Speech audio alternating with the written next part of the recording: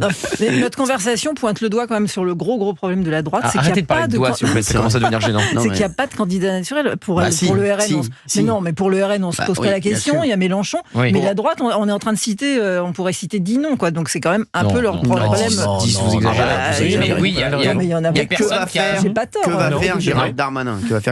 Alors, on parlait alors, on va parler de Gérald Darmanin. Moi, je pense que Gérald Darmanin, il va soutenir, moi, je pense, Bruno Retailleau ou Laurent Wauquiez. Vous deviez nous parler des sondages et Strauss-Kahn. Parce que Strauss-Kahn, vous savez quoi? Vous savez, Strauss-Kahn, vous savez combien il était dans les sondages?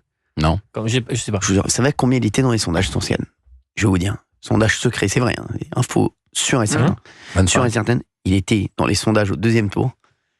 Il était à 70%. Incroyable. Rendez compte ou pas? Contre Nicolas Sarkozy en 2002. C'est beaucoup. Rendez compte ou pas? Jamais fait. Oui.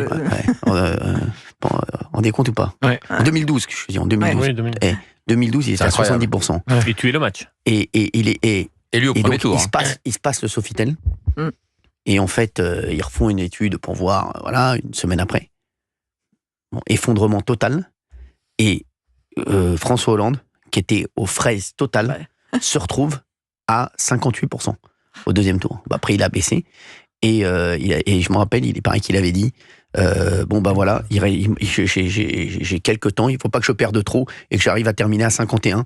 Mais si je pars de 60, 58, 60, je vais arriver à tenir et voilà, je finirai à 51. Et Nicolas Sarkozy a toujours dit qu'il lui manquait 15 jours de campagne. Exactement.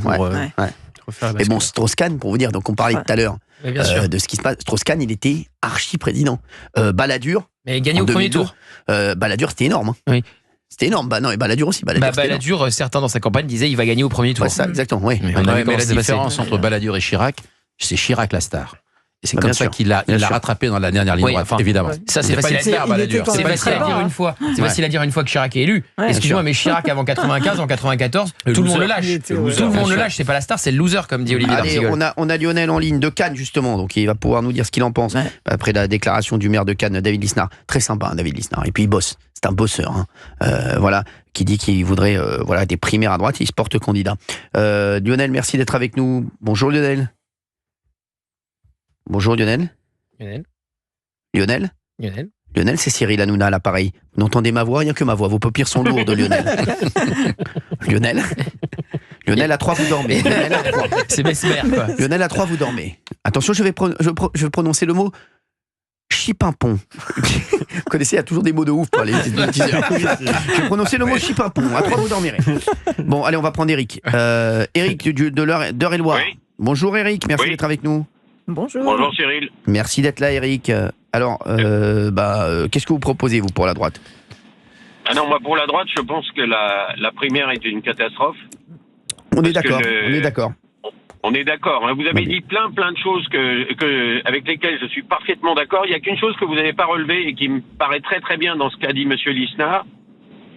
C'est l'histoire par rapport au Conseil constitutionnel de faire des référendums sur des sujets sur lesquels on se retrouve à 60 ou 70% pour, ne serait-ce que le droit du sol. Je veux dire, c'est juste un truc effarant.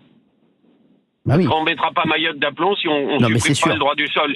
Et si on ne fait pas un référendum, le Conseil constitutionnel va se mettre en face.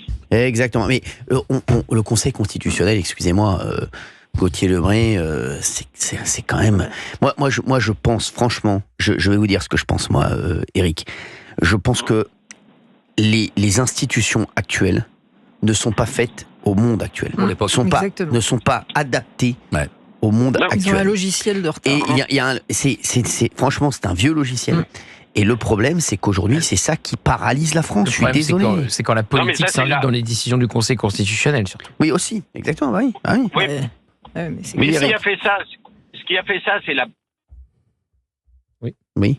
Qui est en direct live, ce que nous a amené, entre guillemets, le journal Le Monde, parce que quand on était étudiant, et moi c'est il y a quelques années, on me disait que le seul journal objectif sur la Terre, c'était Le Monde. Et je rajoutais de gauche. Bien sûr. De gauche. Oui.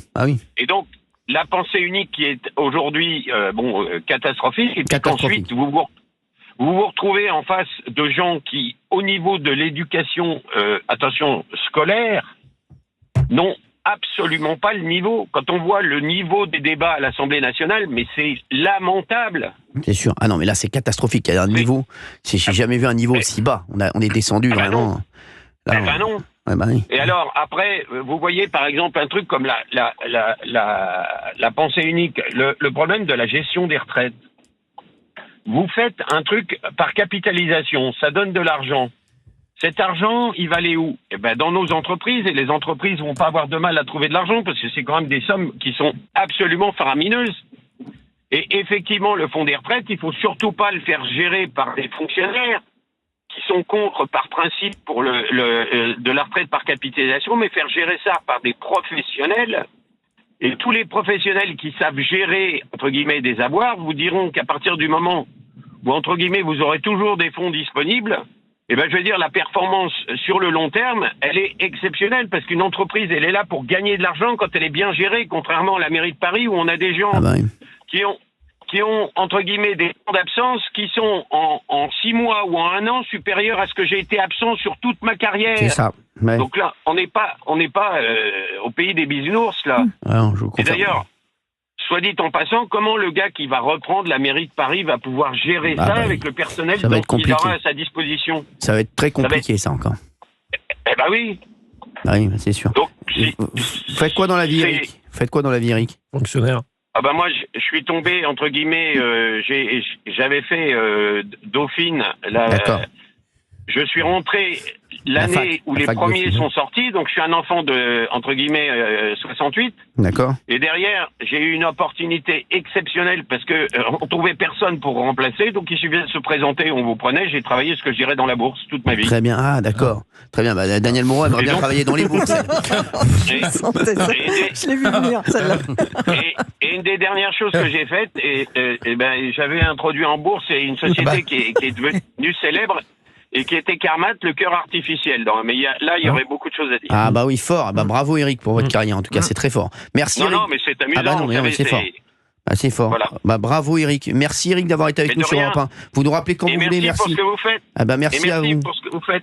Merci à vous pour votre analyse, Eric, et on est à peu près d'accord un peu sur tout. Donc voilà, donc ça me fait bien plaisir aussi. Merci Eric d'avoir été avec nous sur Europe 1. Merci Cyril. Beaucoup. Merci. Bon week-end à vous. On va se retrouver dans un instant sur Europe 1. On va prendre plein d'auditeurs. 01 80 20 39 21, bien entendu. Ça passe très vite, cette émission. Oui. Le mec, il est déjà. Mais Daniel apporte quelque chose là, je trouve. Daniel, c'est pas qu'elle apporte quelque chose. Ouais. Elle apporte le feu. Non, mais vraiment, c'est un feu follet. J'adore. À tout de suite sur Europe 1.